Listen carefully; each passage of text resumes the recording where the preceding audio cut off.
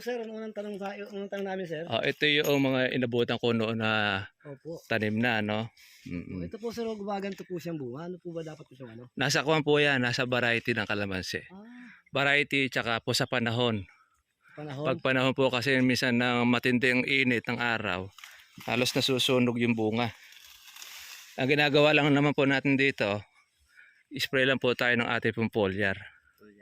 Kaya pag ganito na po siya malalaki, hindi na natin siya maaagapan. Ngayon, yung maliliit na ito, yung palang ang ating aagapan dyan. Marami kasi ang maliliit. Oho. Yung mga...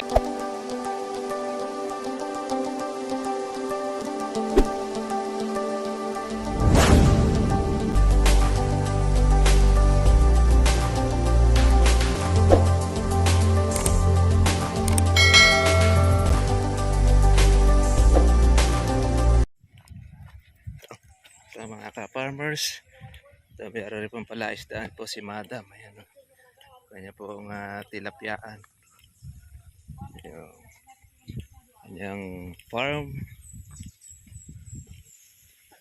Ayan.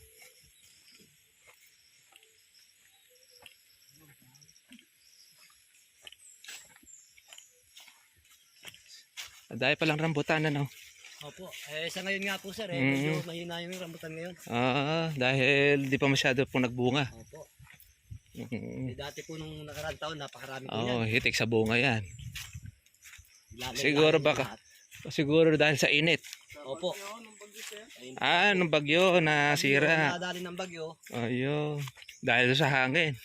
Apektuhan lahat, pati papaya dito. Mm. Apektado ng bagyo lahat. Abi sabihin malakas ang hangin dito sa inyo. Anong bagyo yung nakaraang taon dito? Yung bagyo. Siguro yung malalakas sa bagyo noon. Hindi naman siya kalakasan pero Yung hangin niya.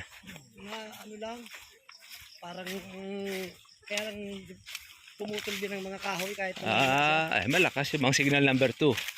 yan, number 3 nga sir Number 3, malakas nga. Ito yung pili. Opo. Ayun po, hindi pa ma-harvest gawa ng daming langgamay, no? Oo nga. Ay, nilalanggam din pala ang pili. Yung ano po, sir, yung pula. Yung hantik. Antik. Oo, hantik yan. Antik. Malakas po manira rin ng bunga. Pero kadami rin bunga ng pili. Nakakailang kilo kayo dyan pagkakawa? Sa ngayon po, konti lang yung namin. Na-harvest. Hindi pa gaanong mabulas. Yung madami bunga. na-harvest ko yan kapag kulay itim na.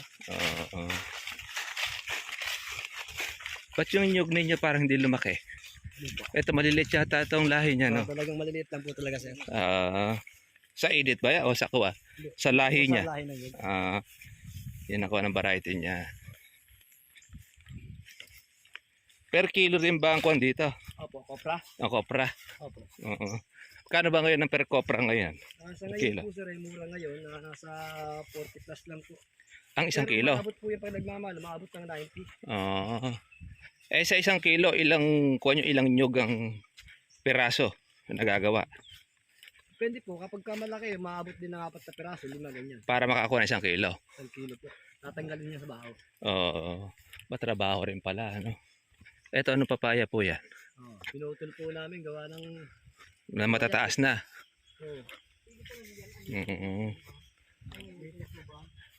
Kuwan siya, sweet lady. Red lady po. Red lady. Yan, kuwan niya. Dami po nung una yan, yung kalakaran dami.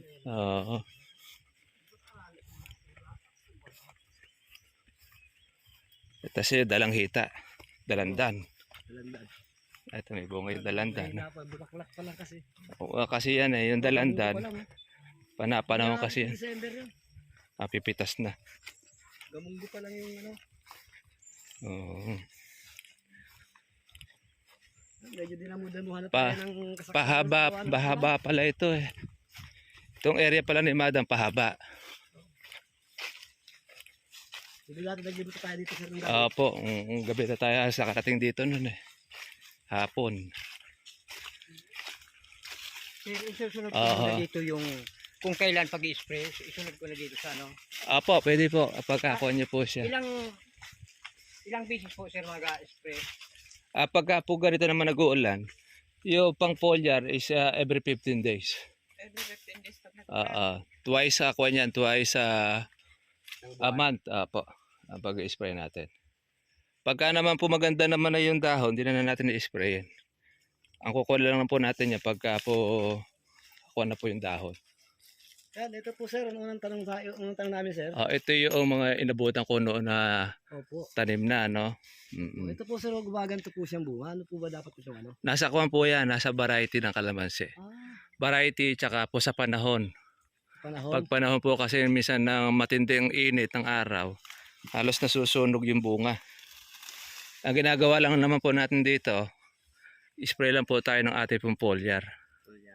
Kaya pagka ganito na po siya malalaki, hindi na natin siya maaagapan. Ngayon, yung maliliit na ito, yung palang ang ating aagapan dyan. marami kasi ang maliit. Oho. so, Yung mga sir, ito, mga bunga na kasi ito na ng tag-init eh. So sir, meron pa po bang paraan para maalis po itong mga ito? Hindi na natin maaalis ito. Kasi andyan na yan, hanggang sa mapitas na lang natin ang bunga na ito. Ang magiging kuha na lang natin dito, yan yung mga bago. Yan yung ating aagapan. Itong mga labas na ito, kung ano na siya, yan na yan. Yan na yung mapipitas. Mga bagong ganyan na talaga yan sir? Oo, ganyan na yan. Magagamot yan? Then sa mga bata, sa mga bago, wala na yan. Bago. Lumalabas po kasi pagka matinding init. Ito sir, paano nangyari itong nagkaganito? Dahil po sa init po ng araw ito. Tsaka po do sa tubig. Sa tinderi mo, ang patubig yun ninyo rito ay medyo hirap pumisa sa tubig. Kaya yan ang nagiging dulot niyan. Tapos yung nalalagas ang dahon ng kalamansi. Pag nalalagas ang dahon ng kalamansi, nandun yung kumisa ng kadalasan po nagiging problema doon. Tubig, saka yung init ng panahon. Sa init ng panahon, doon naluluto po yung kumbaga nasisilab siya. So halimbawa po sir, sa mainit ang panahon, kasagsagan ng init, so ilan ba? Sa isang linggo po, ilang beses tamang magdilig Dapat doon mga kawan eh. O, ilista nyo to kasi Pagka kailangan po naman sa halimbawa matindi ang sigat ng araw, kahit weekly, pwede na kayo magpatubig weekly. noon. Dahil lalo na kung medyo hirap kayo sa patubig, para noon at least nabababat. Yung lupa kasi natin dito, hindi siya kagaya ng lupa namin. May halong lagkitan ito eh. Weeklyhan. Hindi siya po pwedeng natigangin na kagaya nun sa aming pagtitigang. Pag ito ay nagtigang siya, parang bato na. Kaya kailangan dapat medyo bumuhagag ang lupa. So sa ganito naman po sir na ano, gagaya po nito sir na litaw yung Ugat. Ugat niya, ano po ba dapat? Okay lang po yan, hayaan nyo lang Wala po namang siya. problema yan, no? Walang problema dyan. Kasi ang ugat po ng kalamansi, kalat na po yan dito. Kaya yung nasa may pagitan na yan, okay lang po ito. Araruhin nyo lang po ng konti. Madadaanan pa ng kalabaw, daanan na lang ninyo. Yung Parang ano naman po sir, pinaka... kagaya ng halimbawa sir, naglalagas yung kalamansi. May maaagapan pa natin yun sir na para hindi na magpatuloy yung paglalagas ng Ang paglalagas ng kalamansi, depende yun doon sa kuha natin. Doon sa sakit. Minsan meron kasi ang kalamansi, meron siyang sakit na tinatawag natin ng fungus na nagdadagta ang katawan niya. Pagka kasi nagdagta ang katawan ng kalamansi at nung yaan, ay kumalat na yung kanyang sakit ng fungus. Mupunta sa ugat. So wala po siyang gamot doon sir? Oo, kahit paano gawin mo doon, hindi siya mapula. Maliban na lamang, ang pinaka pwede natin magawa, makatulong siya. Baka sakali lang, lagay niyo po ng Puradan yung kanyang pinakaugat. Okay. Oo, yung Puradan o kaya kung ano man yung condom, nilalagay mo siya. Dapat doon yung umuulan. So yun ma'am, Opo. cut muna to sa isang video dahil napakahaba na po. Kakat muna to. Sige. Pangalawa naman po ulit na video. Para at least po noon, kung di pa nakakarating sa ugat, yung sakit na yon, medyo maagapan. Yun ang karaniwan. Tapos, ang gawin ninyo, pagka may mga sangang tuyo, alisin po ninyo. Putulin, tanggalin. Lista.